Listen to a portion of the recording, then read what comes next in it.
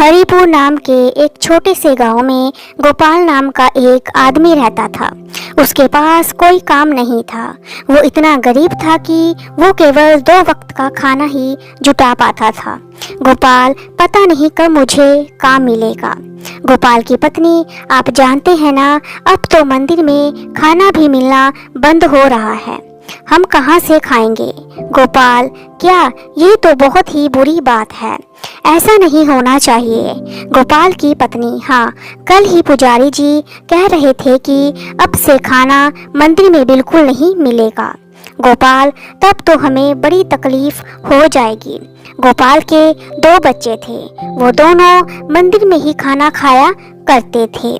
गोपाल की पत्नी, बच्चे भी भूखे ही रहेंगे। और गोपाल कहता है, नहीं नहीं, मैं कुछ करता हूँ, जरूर करता हूँ। तुम रुको, तुम लोगों को मैं भूखा नहीं रहने दूंगा। कुछ दिनों बाद मंदिर में खाना पीना मिलना बंद हो जाता है।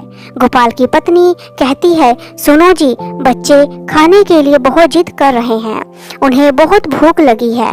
गोपाल कहता है, भूख तो मुझे भी लगी है, रुको मैं कुछ लेकर आता हूँ। गोपाल आसपास के कुछ काम ढूंढता है। काम ना मिलने पर गोपाल बहुत दुखी हो जाता है। गोपाल, खाने का इंतजाम कहाँ से करूं? काम तो कुछ मिल नहीं रहा और मुफ्त में कोई खाना देगा भी नहीं। गोपाल के सामने समोसे की एक दुकान थी। गोपाल समोसे की दुकान के पास आता है। गोपाल, भाई, कुछ समोसे मिलेंगे क्या? भूख लगी है। दुकानदार, हाँ हाँ जरूर, पैसे दो और ले जाओ समोसे। गोपाल, नहीं भाई, मेरे पास अभी पैसे नहीं हैं, समोसे दे दो, बाद में पैसे दे दूंगा। दुकानदार कहता है, पैसे नहीं है तो चलो निकलो यहाँ से। गोपाल उदास होकर वहाँ से चला जाता है। वो वापिस घर आता है तो देखता है उसकी पत्नी एक ओर बैठी है, दूसरी तरफ उसके बच्चे रो रहे हैं। गोपाल अपने कदम पीछे ले लेता है। गोपाल, अब तो खाना लेके आना ही पड़ेगा। वो समोसे की दुकान के पास वापस जाता है। दुकान के लोग आपस में बैठकर बात कर रहे थे। तभी गोपाल वहां से समोसे उठा लेता है और भाग जाता है। ऐसा करते हुए दुकानदार उसे देख लेता है और चिल्ला उठता है, चोर चोर। उससे एक आदमी गोपाल के पीछे भागता है। भागते भागते गोपाल एक पेड़ के पीछे छिप जाता है और दुकानदार आगे निकल जाता है। कुछ देर बाद गोपाल घर पहुंचता है और अपनी पत्नी से कहता है, देखो सुंदरी, मैं क्या लेके आया हूँ। सुंदरी, लेकिन तुम्हारे पास तो पैसे कहाँ से आए? गोपाल, चलो पहले खा लो, फिर बाद में सारी बात बताता हूँ। सुंदरी बच्चों को एक एक समोसा देती है, खुद भी दोनों एक एक समोसा खा लेते हैं। गोपाल की पत्नी कहती है, अच्छा अब बताओ समोसा कहाँ से आए? गोपाल झिझकाता हुआ कहता है, भाग्यवान, मैंने पहले समोसा दुकान वालों से मांगा था, उन्होंने मुझे मना कर दिया, फिर मैंने चोरी करनी पड़ी। गोपाल की पत्नी कहती है, क्या चोरी? ये सब सही नहीं है। गोपाल कहता है, तो क्या करूं? अपने बच्चों को भूखा मरने दूं और काम भी मिलता नहीं है। गोपाल की पत्नी गोपाल की बात सुनकर चुप हो जाती है। गोपाल, तुम चिंता मत करो, मैं ज़्यादा दिन तक ऐसा नहीं करूँगा। भूख की वजह से गोपाल को हर बार चोरी करनी पड़ती है। वो अभी तक सभी से बचता आ रहा था। गोपाल कहता है, हे भगवान, मुझे आगे भी इसी तरह बचाते रहना। एक दिन गोपाल खाने का सामान कुछ चोरी करके भाग गया। तभी दुकानदार उसे पकड़ लेता है। दुकानदार कहता है, अब तू नहीं बचेगा, अभी तुझे मैं सरपंच के पास लेके जाता हूँ। दुकानदार गोपाल को सरपंच के पास लेके जाता है। दोनों की बात सुनकर सरपंच कहते हैं, क्यों गोपाल, तुमने ऐसा क्यों किया? गोपाल कहता है, सरपंच जी, मुझे माफ़ कर दीजिए, मेरे पास कोई और रास्ता नहीं था और कोई काम मिल नहीं रहा था। पैसे की बहुत कमी है, खाने के लिए भी कुछ नहीं है, इसलिए मुझे चोरी करनी पड़ी। सरपंच, देखो गोपाल, ये तुमने अच्छा नहीं किया। अभी कुछ और दुकानदार सामने आते हैं और कहते हैं, सरपंच जी, इसने तो हमारी दुकान में भी चोरी की थी, वो भी कई बार, इसलिए इसे कड़ी से कड़ी सजा मिलनी चाहिए। सरपंच जी कहते हैं, अच्छा अच्छा, सभी लोग शांत हो जाइए। गोपाल, तुम इस गांव में रहने लायक नहीं हो। आज के आज तुम अपने परिवार के साथ ये गांव छोड़कर हमेशा हमेशा के लिए चले जाओ। गोपाल कहता है, मगर सरपंच जी, मैं कहाँ जाऊँगा? सरपंच जी कहते हैं, वो मैं नहीं जानता, तुम ये गांव छोड़कर चले जाओ बस। गोपाल उदास होकर घर आता है और अपनी पत्नी को सारी बातें बताता है। गोपाल की पत्नी कहती है, मगर हम जाएंगे कहाँ? गोपाल कहता है, पता नहीं भाग्यवान, अब तो हमें इस गांव से जाना ही पड़ेगा। बच्चों को साथ ले लो और चलो यहाँ से। गोपाल बच्चे और अपनी पत्नी के साथ गांव छोड़कर चला जाता है। सुंदरी गांव से तो निकल गए, लेकिन रहने के लिए तो कोई जगह नहीं मिल रही। अब हम क्या करेंगे? गोपाल कहता है, ये तो मुझे भी समझ में नहीं आ रहा। एक काम करते हैं, हम यहीं आसपास रुकते हैं। सुबह होते ही हम गांव चले जाएंगे और छिपकर जंगल में रहेंगे। गोपाल की पत्नी कहती है, अगर गांव वालों ने हमें पकड़ लिया तो क्या होगा? गोपाल कहता है, ऐसा कुछ नहीं होगा, हम सभी छिपकर रहेंगे।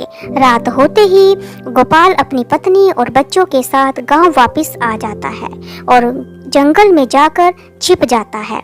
गोपाल कहता है, सुनो सुंदरी, अब हम यहीं रहेंगे। गोपाल की पत्नी कहती है, जी ठीक है।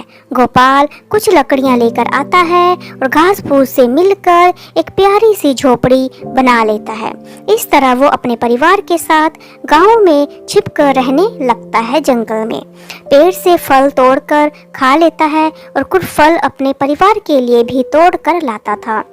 जो कुछ सब्जियां मिल जाए उन्हीं वो बनाकर खा लेते थे। जंगल में रहकर गोपाल हमेशा यही सोचता, काश गांव वाले हमें माफ कर दें, हमें स्वीकार कर लें। गोपाल कहता है, कितना अच्छा होता अगर गांव वाले इस बात को भूल जाते और हमें पहले की तरह स्वीकार कर लेते। उसकी पत्नी कहती है, पता नहीं ऐसा कभी हो पाएगा भी या नहीं, मगर मुझे यहाँ रहने से काफ़ी डर लग रहा है।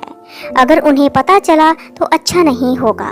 गोपाल कहता है, जब तक सब कुछ सही चल रहा है चलने देते हैं, क्योंकि अभी हमारे पास और कोई भी उपाय नहीं है। अचानक गांव में शोर होता है कि एक शेर घुस के आया। ये बात गोपाल को पता नहीं थी। कुछ गांव वाले जंगल में लकड़ियां काटने आते हैं। उनमें से एक लकड़ी काटने वाला कहता है, भाई कहीं मत जाना, पता नहीं कब शेर आ जाए। दूसरा कहता है, हाँ मैं यहीं खड़ा हूँ, तू लकड़ियां काट। जब से गांव में शेर के आने की खबर आई है तब से सबकी हालत खराब हो गई है। ये सब गोपाल सुन लेता है। वो दोनों आदमी लकड़ियां काट कर चले जाते हैं। गोपाल भागकर अपनी झोपड़ी में जाता है और अपनी पत्नी से कहता है, पता है सुंदरी, कुछ लोग लकड़ी काटने आए थे, कह रहे थे कि गांव में शेर घुस आया है, अगर यहाँ आ गया तो हम क्या करेंगे? सुंदरी, फिर तो हमें सतर्क रहना चाहिए।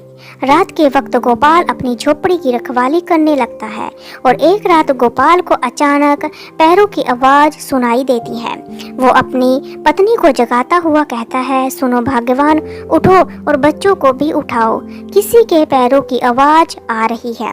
गोपाल की पत्नी उठती है और अपने बच्चों को भी उठाती है। तभी गोपाल देखता है कि शेर उसकी ओर भागता हुआ आ रहा है।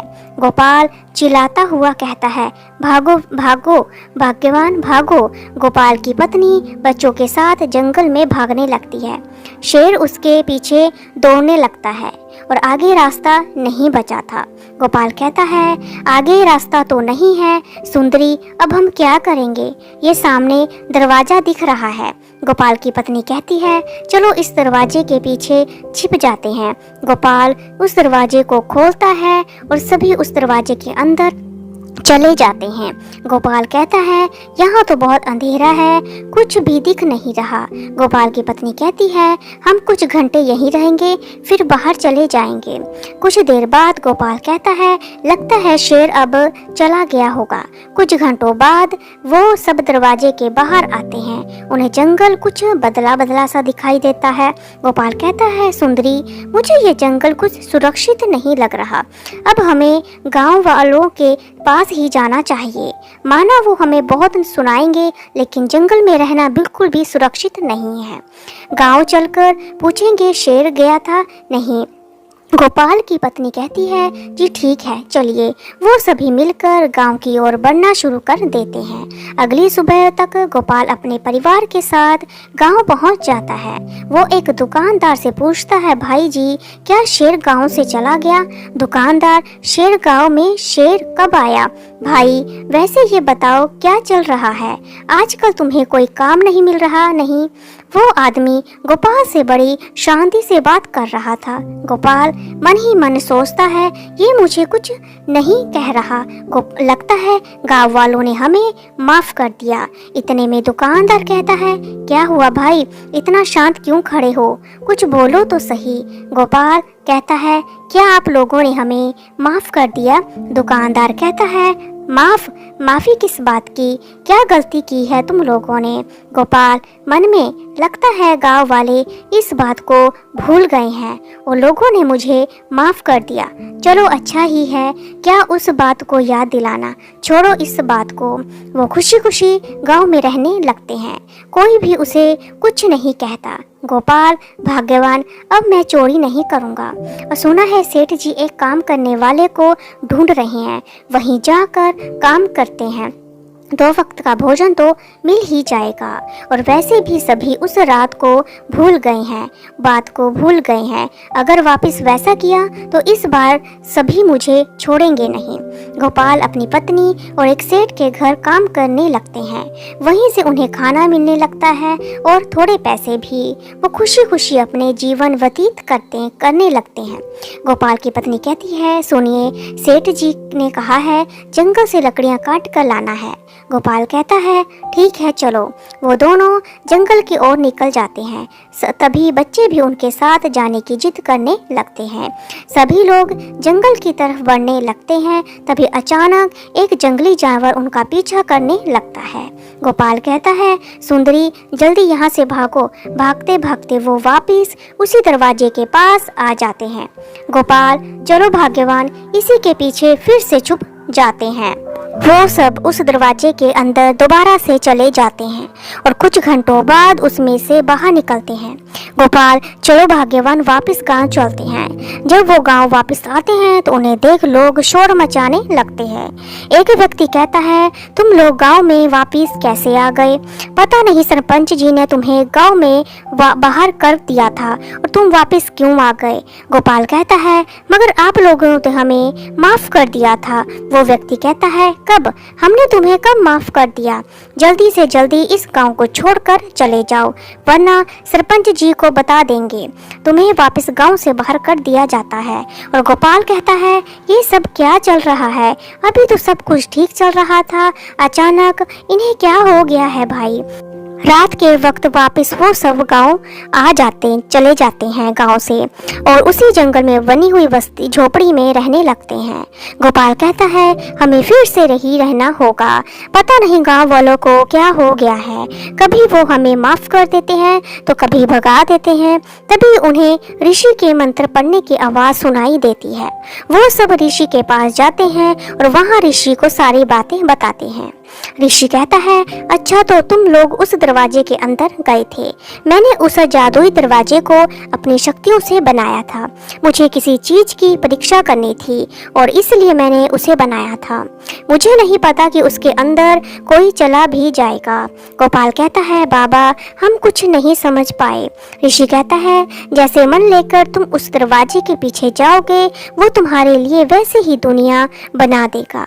बताओ जंगल में अक्सर तुम क्या सोचा करते थे? और गोपाल कहता है, हम लोग वो यही सोचा करते थे कि गांव वाले हमें माफ कर दें और हमें पहले की तरह रहने दें। और ऋषि कहता है, अच्छा तो उस जादुई दरवाजे के तुम्हारे लिए वैसे ही दुनिया बना दी थी। जब तुम दोबारा उस दरवाजे के पीछे गए तो तुम वापस उस असल दुनिया में आ गए थे। गोपाल कहता है, अच्छा तो ऐसी बात है। और ऋषि कहता है, हाँ, और उस दुनिया से जो कुछ भी तुम लेकर आए हो वो सब जादुई होगा। गोपाल कहता है, बाबा हम लोग तो लकड़ियाँ काटने आए थे, इसलिए हम वहाँ से कुल्हाड़ी लेकर आए हैं। ऋषि कहता है, अच्छा फिर तो ये जादुई कुल्हाड़ी है। गोपाल कहता है, बाबा इस कुल्हाड़ी की जादुई शक्ति क्या है? ऋषि कहता है, ये जादुई कुल्हाड़ी लकड़ियों को जल्दी से जल्दी काट देगी, वो भी खुद से। तुम्हें इसमें बल लगाने की भी जरूरत नहीं पड़ेगी।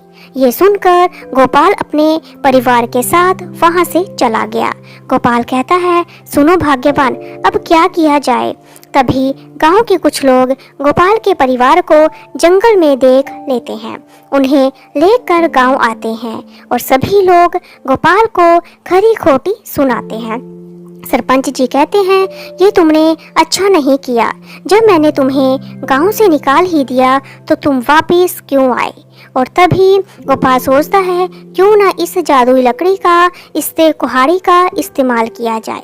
गोपाल कृपया शांत हो जाइए, आप लोग हमें इस गांव में रहने दीजिए और मुझे माफ़ कर दीजिए। मैं अपनी गलती का प्रायश्चित करना चाहता हूँ और उसके लिए मैं गांव के सभी लोगों के लिए मुफ्त में काम करने के लिए तैयार हूँ। सरपंच जी कहते हैं, कौन सा काम करोगे? गोपाल, लकड़ी काटने का जो भी काम है वो मुझे दे दीजिए, मैं जल्दी से जल्दी आपके घर पहुंचा दूंगा, वो भी मुफ्त में। वो सभी गोपाल की बात मान लेते हैं और लकड़ी काटने का काम उसे दे देते हैं। जादुई कुल्हाड़ी की मदद से गोपाल फटाफट लकड़ियों को काटकर गांव वालों के घर वापस पहुंच जाता है। गोपाल का काम देख सभी लोग उसे माफ़ कर देते हैं। उसके बाद यही गोपाल का काम बन जाता है।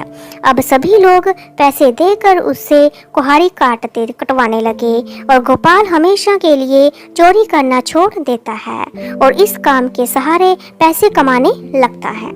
अगर आपको मेरी ये कहानी अच्छी लगी तो लाइक करें, शेयर करें, सब्सक्राइब करें और देखने और सुनने के लिए थैंक यू सो मच।